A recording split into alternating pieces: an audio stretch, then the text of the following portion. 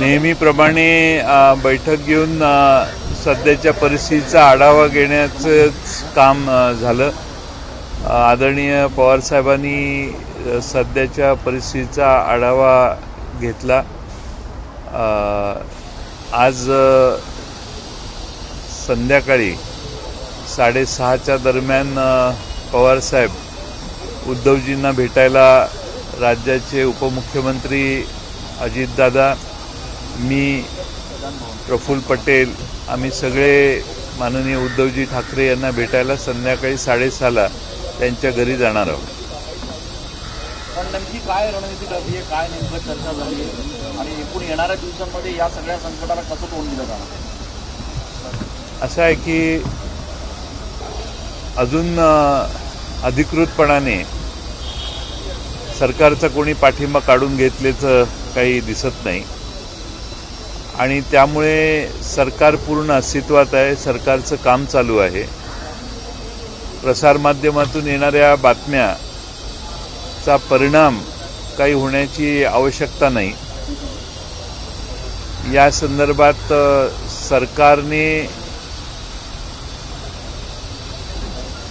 सरकारला पाठिंबा काढून घेतलाय अशा पद्धतीचं कोणतंही चित्र दिसत नाही. आमदार गेलेले आहेत, गोहत्तीला जाऊन राहिलेले आहेत. याच्यापेक्षा याला वेगळं काही महत्त्व आहे असं वाटत नाही. या 12 जणांकडनं कायम राष्ट्रवादी असो किंवा काँग्रेस असो यांच्यावर आम्हाला संगत नको आहे, आम्हाला भाजपसोबत जायचं असं वारंवार बोलून दाखवलं जातं. आपण कसं पाहताय? कोण म्हणतंय असं? जे 12 आमदार आहेत त्यांच्या बरोबरचे एकनाथ शिंदे आहेत ते प्रामुख्याने म्हणून दाखवतात. असं आम्ही प्रसारमाध्यमात पाहतोय. त्यांची ही भूमिका आहे असं सांगतात. आता शेवटी वेगळं व्हायचं असेल तर काही कारणं द्यावी लागतात आणि त्याप्रमाणे कारणं देतात. आता राष्ट्रवादी देखील कारणं देऊ शकते, आम्ही अशी कारणं देत नाही. कारण शेवटी असं आहे की सरकारमधून बाजूला होण्यासाठी किंवा महाविकास आघाडीतून बाजूला होण्यासाठी 2.5 वर्ष एकत्रित राहिल्यावर उद्धवजी ठाकरेंच्या नेतृत्वाखाली सरकार व्यवस्थित चालू असताना अशा स्वरूपाची कारणं देणं हे चुकीचं आहे असं मला वाटतं. पण 40 आमदार जे आहेत 40 आमदारांनी असं म्हटलंय की मेजॉरिटी आमदार आमच्याकडे असल्यामुळे आमच्यावर कुठल्याही प्रकारची कारवाई उपाध्यक्ष करू शकत नाही. कायद्याच्या दृष्टीने तुम्हाला काय वाटतंय? नाही, उपाध्यक्ष श्री झिरवाळ साहेबांच्याकडे अशा प्रकारचे कागदपत्र देण्यात आलेली आहेत असं मला कळलं. त्यांनी त्या बाबतीत काय कारवाई केलेली अजून माझ्याकडे माहिती नाही. ते सकाळी नाशिकच्या दिशेने गेलेले होते पण ते परत आलेले आहेत असे माझी माहिती आहे. त्यामुळं कायदेशीर योग्य ती पावलं ते टाकतील असा मला विश्वास आहे.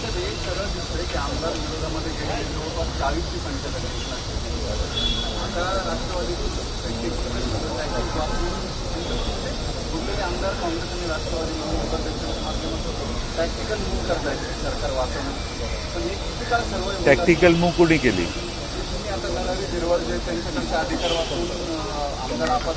अहो, नरहरी झिरवाळ उपाध्यक्ष आहेत, त्यांच्याकडचे अधिकार आम्ही कोण वापरणार? ते त्यांचा अधिकार वापरणार. नाही, ते एकदा उपाध्यक्ष किंवा अध्यक्ष झाला तर ती व्यक्ती कोणाचीच नसते. ती निरपेक्ष बुद्धीनं त्या ठिकाणी बसलेली असते. जे कायद्याच्या चाकोरीत आहे तेच ते काम करतील असं आम्हाला वाटतं.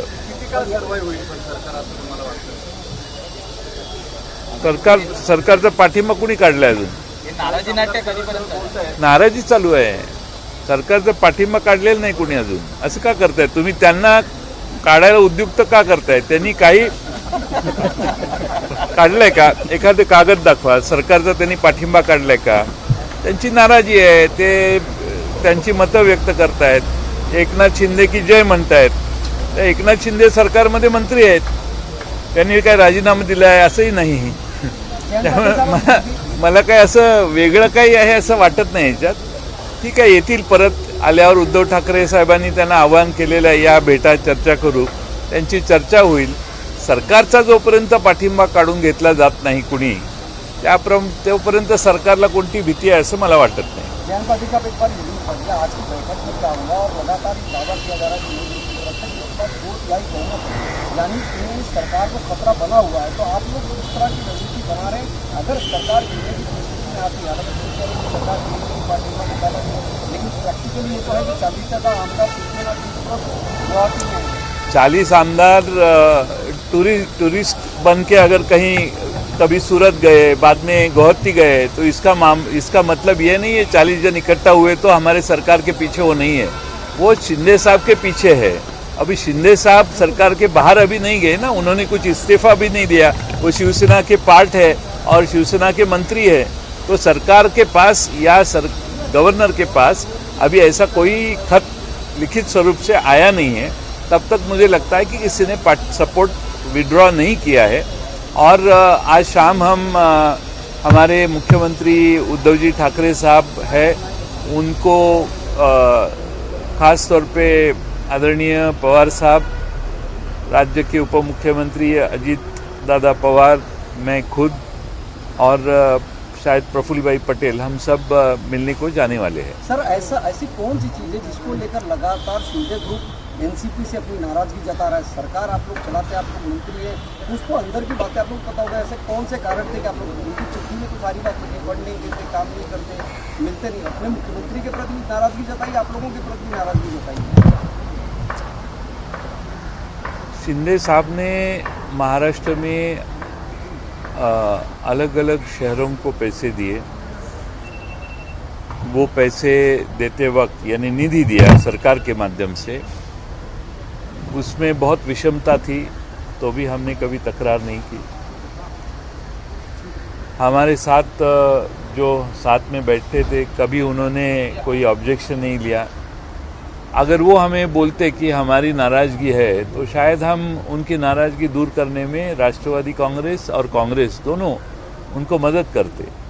लेकिन सरकार छोड़ के जाना और बाहर जाके वापस कहना कि ये दोनों पार्टियों ने हम पे अन्याय किया, मुझे लगता है कि ये ठीक नहीं है और हमने कुछ उनके ऊपर कहीं अन्याय किया है, ऐसा मुझे नहीं लगता। वो लेटर आपने भी पढ़ा होगा, लेटर में उन्होंने 40 पूरे विधायकों की तरफ से, जो भी अभी तक आप पहुंचे उनकी तरफ से लिखा, उनका कहना था कि एनसीपी के नेता मंत्री सीएम तक रीचेबल थे, लेकिन हमारे नेताओं को, मंत्रियों को, विधायकों को सीएम से मिलने नहीं दिया जाता था।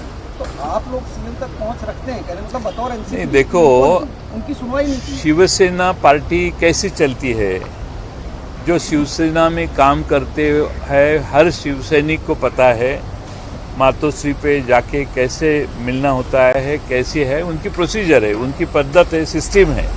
उसी सिस्टम से वो शिवसेना के विधायकों के साथ कामकाज करते थे। अब ये कोई नया नहीं है, शिवसैनिकों को ये पता है कि कैसे उनका पक्ष में कैसे कामकाज चलता है। ये कोई नई बात नहीं है कि जो बता रहे हैं आज। अब खुल के बताने का कोई कारण चाहिए छोड़ने के लिए। ऐसी चीज़ें अभी इतने देर पार्टी में बैठ के उद्धव जी साहब के सामने बैठ के अगर वो उनको बोलते, तो शायद मुझे लगता है वो उनका समाधान कर सकते थे। आप खुद कह रहे हैं छोड़ने के पीछे कोई कारण चाहिए, मतलब आप भी मान रहे हैं कहीं ना कहीं लोगों का मूड जो दिख रहा है वो सीधे तौर पर दिख रहा है कि छोड़ने के कगार पर खड़े हैं। एक सवाल, दूसरी चीज़, आपको खुद लगता है कि सरकार बचेगी? इतना क्राइसिस चल रहा है, बार बार उद्धव ठाकरे ने एक अपील की, आज भी भावनात्मक। मेरा आपके सवाल को ही सवाल है कि सरकार बचने का सवाल कहाँ है? सरकार है ही, कहीं जाने वाली नहीं है सरकार।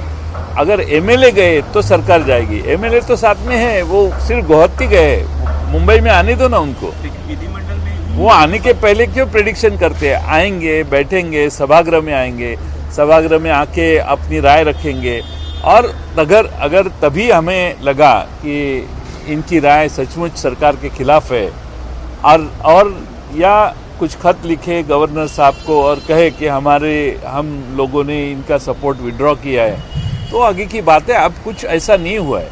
12 विधायकों को निलंबन को लेकर प्रेशर टैक्टिक है, ये प्रेशर टैक्टिक है। 12 विधायकों, 16 विधायकों को निलंबन के लेकर बात कही जा रही है। ये कहीं ना कहीं शिंदे ग्रुप भी कह रहा है कि वो पूरी तरह से इसके लिए तैयार है, वो भी अपनी राजनीतिक लड़ाई लड़ेंगे, कानूनी लड़ाई लड़ेंगे, और बीजेपी उसकी तैयारी करवा रही है। आपको क्या लगता है कि बीजेपी अगर तैयारी करवा रही तो पूरे कांड के पीछे बीजेपी का रोल है?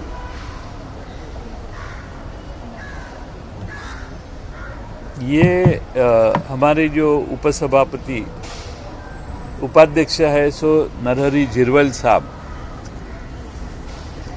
आज सुबह ही मैंने उनसे बातचीत की, जो नासिक के रास्ते पे थे वो वापस आए, मुझे लगता है अभी कार्यालय में रहेंगे शायद, और ये जो भी ऑब्जेक्शंस है, जो भी उनको लिखित स्वरूप से दिया गया है उसके ऊपर वो निर्णय लेंगे. नारायण राणेंनी एक ट्विट केलं आहे की गेलेल्या आमदारांना पवार साहेबांनी धमक्या देऊ नये. नारायण राणेंच्या अशा विधानाकडे महाराष्ट्रातला माणूस कसा बघतो, मी एकदा मागेही सांगितलेलं होतं. नारायण राणेंच्या विधानांच्याकडे पवार साहेबांचा विधानसभेत, लोकसभेत, विधिमंडळाचा जो अनुभव आहे, त्या अनुभवातून पवार साहेबांनी सभागृहात विधानसभेचे सदस्य आल्यानंतर ते काय करतात याला जास्त महत्त्व आहे हे सांगण्याचा काल इथंच बसून आपल्याला प्रयत्न केला. त्याच्यावर नारायण राणेंनी घरी जाता येणार नाही वगैरे अशी भाषा केली. अशी भाषा आम्हालाही येते, आम्हालाही येतं, काही अडचण नाही. पण लोकशाहीमध्ये गुंडगिरी आणि अशा गोष्टी करणं हे योग्य नाही. आता काही लोकांच्याकडून अशा अपेक्षा करता येत नाहीत आपल्याला, त्यामुळं आपण ते जे बोलतात त्याकडे जास्त गांभीर्याने बघणं आवश्यक आहे असं मला वाटत नाही. नारायण राणेंना उत्तर आम्हीही देऊ शकतो, पण मला वाटत नाही की ज्या पद्धतीने आणि ज्या पातळीवर जाऊन भाषा वापरली जाते आहे, पवारसाहेबांच्यासारख्या देशाच्या एका मोठ्या नेत्याला अशा पद्धतीनं बोलणाऱ्या नारायण राणेंना किती वेळा पवारसाहेबांनी त्यांच्या संकट काळात सहकार्य, पाठिंबा, आधार देण्याचं काम केलेलं आहे. याचं स्मरण जरी केलं तरी त्यांना वाटेल की आपण केलेलं विधान मागे घ्यावं. सर, एक बंडामागे शिवसेनेच्या आमदारांचा कोण आहे असं तुम्हाला वाटतं? हां, शिवसेनेच्या आमदारांच्या या बंडामागे कोण आहे असं तुम्हाला वाटतं? एकनाथ शिंदे. हो, तुम्हाला एकनाथ शिंदेच करतायत ना हे सगळं. सर, देवेंद्र फडणवीस यांच्या निवासस्थानी भाजपच्या बैठका सुरू आणि त्याचं प्रत्येक पक्षाच्या बैठका चालूच असतात ना. भाजप नेत्यांनी मौन बाळगलंय. हां, एवढ्या घडामोडी घडत असताना भाजप नेत्यांनी मौन बाळगलंय. ते तुम्ही त्यांच्याकडे जायला पाहिजे आणि त्यांचं मौन भंग करण्याचा प्रयत्न तुम्ही केला पाहिजे. मी कसं त्याच्यावर जयंत बोलू. पाटिल साहब, कल देवेंद्र फडणवीस शाम को दिल्ली गए थे, उसके बाद आज सुबह ही वापस आए. बीजेपी की एक रणनीति चल रही है कि शिंदे ग्रुप की जो नाराजगी को लेकर, आपको क्या लगता है कि बीजेपी ऐसी परिस्थिति में है, शिंदे ग्रुप वाकई में उनके कॉन्टैक्ट में है कि वो उनके साथ 2/3 विधायक पर पहुँच गए हैं, इसलिए उनके फुटेज आ गए, वीडियो आ गए, बयान आ गए हैं, तो अगर वो दावा कर दें तो शिवसेना का सिंबल भी ले जाएंगे और पार्टी के विधायक भी जाएंगे. तो क्या लगता है कि बहुत ज़्यादा क्राइसिस की सिचुएशन है वाकई में? मालूम नहीं कि वो क्या करना चाहते हैं. अभी फिलहाल तो उन्होंने ऐसी कोई बात नहीं कही कि शिवसेना छोड़ के वो गए हैं, लेकिन वो नाराज़गी जताते हैं, बार बार जता रहे हैं, वीडियो क्लिप्स भेज रहे हैं और वो असंतुष्ट है. ये तो अभी जाहिर हुआ है. अब वो देखते आगे क्या करते हैं. लेकिन उद्धव जी ठाकरे, बाला साहेब ठाकरे और धनुष्यबाण ये महाराष्ट्र में ब्रांड है. अब ये इतिहास है कि जिन जिन लोगों ने शिवसेना छोड़ी वो बाद में कभी चुन के आए नहीं विधानसभा में. एक आध दूसरा अपवाद हो सकता है, लेकिन शिवसेना में रहने वाले लोग, शिवसेना कैडर पार्टी है, नीचे जो शिवसैनिक है वो बाला साहेब ठाकरे, उद्धव जी ठाकरे, ठाकरे ब्रांड और साथ में उनके जो धनुष्यबाण हैं उनको छोड़ के ये जो विधायक 40 कितने हो गए अभी 40 हो गए, तो वो 40 लोग शिवसेना का धनुष्यबाण छोड़ के अगर खड़े रहे, इलेक्शन में कंटेस्ट करने को गए, तो मुझे नहीं लगता इसमें से एक भी आदमी जीत के आएगा. लास्ट क्वेश्चन सर, आप ठाकरे ब्रांड की बात कर रहे हैं, संजय राउत पवार साहब की बात करते हैं, समझ नहीं आता तालमेल कितना अच्छा है आप लोगों का. इस सवाल बहुत बेसिक सी चीज़ है कि अभी सरकार को बचाने के लिए किस तरह की कोशिश आप लोग करें. पवार साहब को राजनीति का चाणक्य कहा जाता है, अभी तक वो खुलकर कहीं नजर नहीं आया कि क्या कुछ प्रैक्टिकली जमीन पर कर रहे हैं. ये जो कैमरा है पिछले 4 दिन यहाँ हैं। हम पवार साहब के से बात करके यहाँ के आपको बता रहे, कल तो खुद पवार साहब यहाँ बैठ के उन्होंने भी अपना मत प्रदर्शित किया है। अब क्या आप चाहते हैं, इससे ज़्यादा क्या चाहते हैं? गुवाहाटी तक आप लोग भी कोशिश करेंगे, गुवाहाटी तक आप लोगों की तरफ से कुछ कोशिश करेंगे? एकनाथ शिंदे आपके सहकारी हैं। देखो, वहाँ जाने की ज़रूरत नहीं, क्योंकि महाराष्ट्र का भवितव्य महाराष्ट्र में तय होना चाहिए, मुंबई में तय होना चाहिए। अगर गुवाहाटी गए तो कामाख्या देवी जो है वहाँ वो जादू टोना भी होता है, मैं सुना।